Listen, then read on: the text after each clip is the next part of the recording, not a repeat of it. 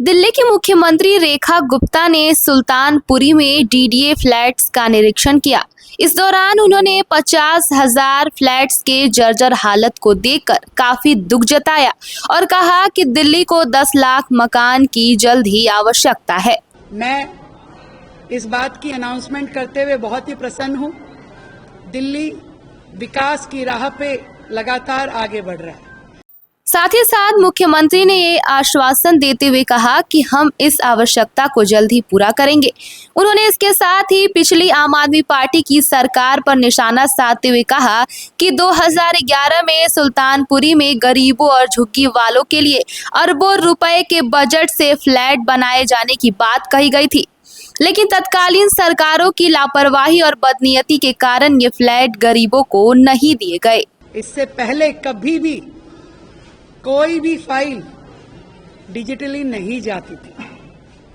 उसमें कहीं ना कहीं सरकार की नीयत और नीति दोनों पे क्वेश्चन मार्क लगता था। मुख्यमंत्री ने इसके बाद कहा कि भाजपा सरकार एक एक कर झुग्गी वालों को पक्का घर देने के लिए वचनबद्ध है।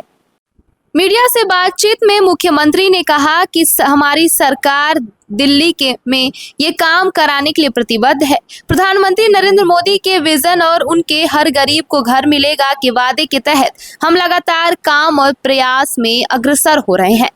हम चाहते हैं कि एक एक झुग्गी वासी को हम घर दे दें और इसलिए हमने बहुत ही कड़े दिशा निर्देश भी बनाए हैं। उन्होंने कहा कि दिशा निर्देश दिए गए हैं कि कोई भी एजेंसी हो वह किसी झुग्गी को तोड़ने के लिए ना जाए जिन्होंने वर्षों तक झुग्गी वासियों को एक मकान तक देने का प्रयास नहीं किया। वे झुग्गी तोड़ने पर रोते हैं। ये काम हमें क्यों करना पड़ रहा है? क्या आप हमारा इंतजार कर रहे थे? भाजपा की सरकार आएगी और गरीबों को मकान देगी। हम जरूरत पड़ने पर 10 लाख मकान बनाने की भी तैयारी करेंगे और गरीब जनता को जल्द ही मकान आवंटित करेंगे। हर एक को सुरक्षा मिलेगी और बेहतर भविष्य भी मिलेगा। जाहिर है कि राजधानी दिल्ली में बीते कुछ महीने से अवैध झुग्गियों को तोड़ने का सिलसिला लगातार जारी है। एक तरफ जहां इन झुग्गियों में रहने वाले लोगों का आरोप है कि सरकार ने उनके रहने की कोई व्यवस्था नहीं कराई है, तो वहीं दूसरी तरफ अब सरकार दावा कर रही है कि दिल्ली में बने 50,000 फ्लैट्स को झुग्गी झोपड़ी वालों को दे दिया जाएगा। बहुत ही खुशी का अवसर है। दिल्ली में 27 साल बाद भारतीय जनता पार्टी की सरकार बनी और लगातार पॉलिसी रिफॉर्म, एडमिनिस्ट्रेटिव रिफॉर्म की दिशा में सरकार आगे बढ़ रही है। इस बार का विधानसभा सत्र 4 अगस्त से शुरू होगा, जो कि 8 तारीख तक चलने वाला है और पहली बार दिल्ली के इतिहास में दिल्ली विधानसभा अब ई विधानसभा होगी, पेपरलेस होगी। ये अपने आप में बहुत बड़ा कार्य है जिसको इतने छोटे समय में हमने दिल्ली विधानसभा के लिए पूरा किया। केंद्र ने इसमें हमें फाइनेंशियल मदद की, दिल्ली सरकार ने भी अपना हाथ उसमें आगे बढ़ाया और मिल करके दिल्ली विधानसभा ई विधानसभा बन रही है। सब कुछ डिजिटलाइज हुआ है। इसके अलावा 500 किलोवाट सौर ऊर्जा संयंत्र दिल्ली विधानसभा पे लगा। वो विधानसभा पूरी तरीके से सौर ऊर्जा पे आधारित है। ये भी दिल्ली एक मॉडल विधानसभा के रूप में बड़ा कार्य जो दिल्ली में हुआ। ये सभी चीजें लगातार पॉलिसी रिफॉर्म की दिशा में आगे बढ़ रही हैं। दिल्ली सेक्रेटेरिएट भी पूरी तरीके से हम डिजिटलाइज कर चुके हैं। आज हमारी सारी फाइलें ई फाइल के माध्यम से जा रही है, ई साइन हो रहे हैं और धीरे धीरे सेक्रेटेरिएट को भी हम पेपरलेस करने की दिशा में आगे बढ़ रहे हैं। इससे पहले कभी भी कोई भी फाइल डिजिटली नहीं जाती थी। उसमें कहीं ना कहीं सरकार की नीयत और नीति दोनों पे क्वेश्चन मार्क लगता था। मैं इस बात की अनाउंसमेंट करते हुए बहुत ही प्रसन्न हूं।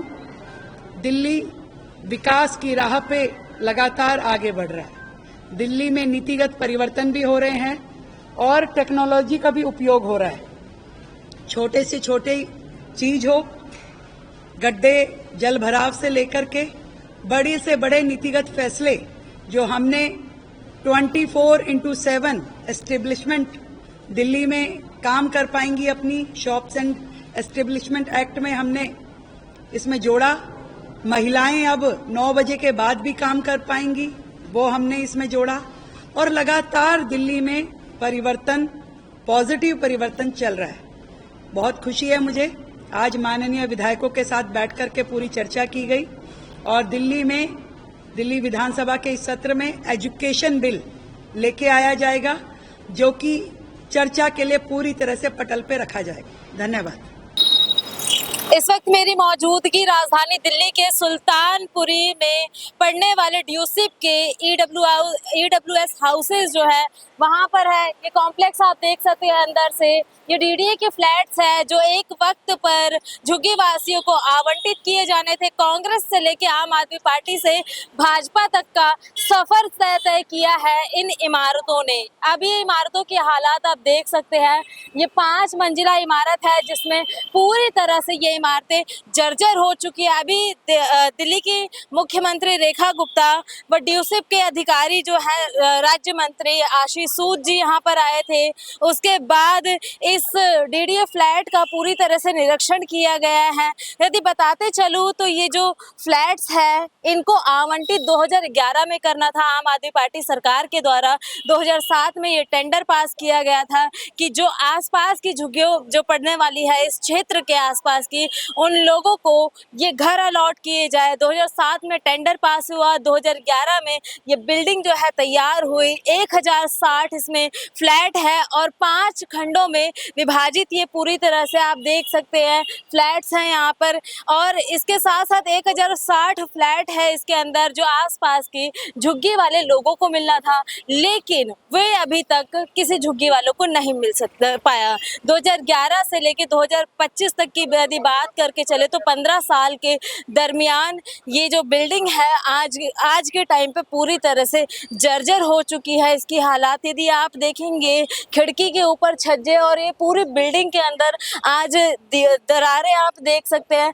5-5 मंजिला ये बिल्डिंग है पूरी, जो कि 2011 में कांग्रेस के शासन से टेंडर से लेके 2000 आम आदमी पार्टी के शासन तक इसको आवंटित किया जाना था झुग्गी वालों को, लेकिन वो नहीं किया गया। आज दिल्ली की मुख्यमंत्री रेखा गुप्ता यहाँ पे निरीक्षण के लिए पहुंचे और निरीक्षण में उनका साफ कहना है कि भारतीय जनता पार्टी को लगातार विपक्षी पार्टियां घेर रही है कि भाजपा के द्वारा वादा किया गया था जहां झुग्गी वहां मकान देने का, लेकिन वे मकान अभी तक किसी को नहीं दिए गए। झुग्गियों पे बुलडोजर एक्शन चलाया जा रहा है।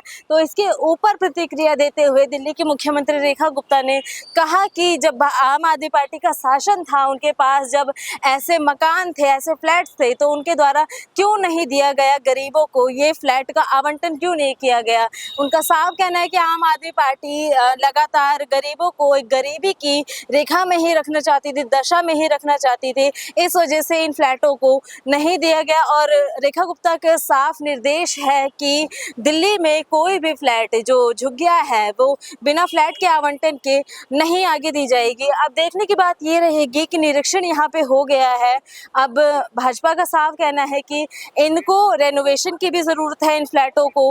अब रेनोवेशन के लिए टेंडर कब तक पास होगा, जब तक के लिए बने रहिए हमारे साथ। मैं हूँ आपके साथ पिंकी पांडे, वीडियो जर्नलिस्ट अभिषेक सिंह के साथ।